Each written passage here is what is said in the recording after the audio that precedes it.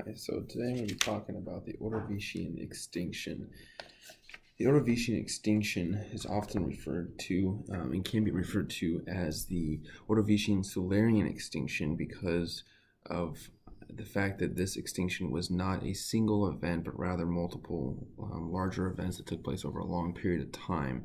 So you have the Ordovician Silurian extinction distinction made in order to signify when this extinction actually occurred. So the estimated year range for this extinction was some 445.2 to 443.8 million years ago.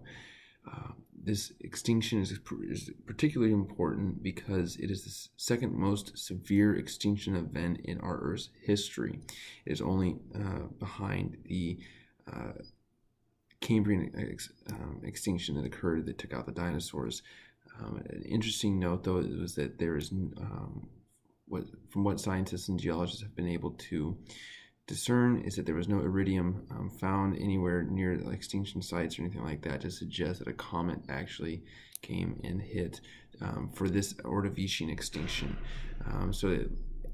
The Ordovician extinction, as I said, was the second most severe and led to nearly 85% of all living species being eliminated as a result of this extinction. So before we get into the details of the extinction itself, I just want to give a couple minute backdrop on the Ordovician period as a whole so we can understand what it's like before, and then how, a little bit of how it affected and what it looked like following the extinction. So the Ordovician period, first and foremost, is the second period of the Paleozoic era. And one of the cool things I think about the Ordovician period is, from a geologist's perspective, is that it's a very confined area on this planet that we will find remnants of Ordovician rock, and that's at the top of Mount Everest. So that helps, obviously, geologists knowing that it's in one kind of specific location. But the reason that, as well, I'll get into a little bit with part of the extinction, was the sea level. The sea level was very high during the Ordovician period, so these rocks deposited themselves, and sediments deposited themselves that were now very high altitudes for our current situation. Back then, it was normal. So you can only find them at the top of Mount Everest, really. So another thing during the Ordovician period was you had rapid seafloor spreading during the Phanerozoic eon. So you see this all of a sudden a rapid increase of seafloor. You see new seafloor being created by the Earth from the rifts moving out and changing the geographic outlying of the Earth. So during the Ordovician period, we have 4 major continents and 3 major oceans. And so the Laurasian is one of the major continents, and interesting, with the abundance of water and there's new seafloors, there's lots of nutrients, thus you're seeing lots of diverse assemblage of invertebrates begin to pop up during this period. You have brachiopods, bryozoans, tribolites, mollusks. A lot of modern day phylums that we see are beginning to appear during this Ordovician period. So sometimes it's referred to as Ordovician radiation. It gave way to appearance of almost every modern phylum. So that's another really important point that we bring from the Ordovician period. So, as I said, you have 4 major continents and everything. So another cool thing with the Ordovician period was that this is also one of the first times that we see plants appear. So there's just an explosion of life that resembles some of the modern day organisms that we see. So moving now on to the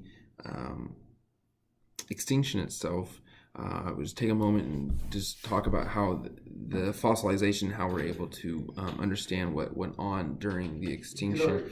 So you have high sea levels deposited widespread blankets of sediment that preserved abundant fossil remains of marine animals. So these high sediments, you have lots of fossils, so it makes it easier for geologists to be able to look at fossils from during the Ordovician period, and then see what occurs to the fossils, and based on how they look during the Rhuidean age following the Ordovirian period. So another thing was that brachiopods displayed the effects of this extinction extremely well, because they generally lived in the broad and shallow seas within and near continent of Lauratian. And so one of the first phases of this extinction event was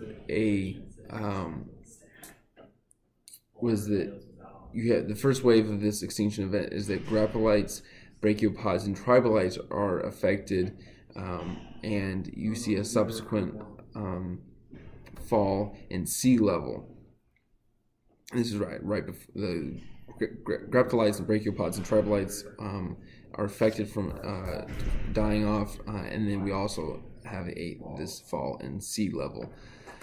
This fall in the sea level is attributed to glaciation that begins to occur because it appears to be a rapid cooling of the Earth's temperature. So this fall of sea level and rise of glaciation, it is dramatically changing the ecosystems that these life forms are used to having. So life forms that were closer to the continent were used to this abundance of water in their ecosystems and the ability to rely on that. All of a sudden it's turning either to ice or just simply moving away, and they no longer are able to survive. So you get mass die-off because of that. So after the sea level falls, that's generally attributed as to being the second phase of this extinction event.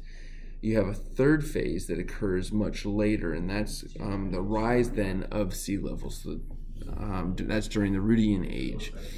So that's why you have what's referred to as the Ordovician-Silurian extinction event, because the first phase occurs before the end of the Ordovician period.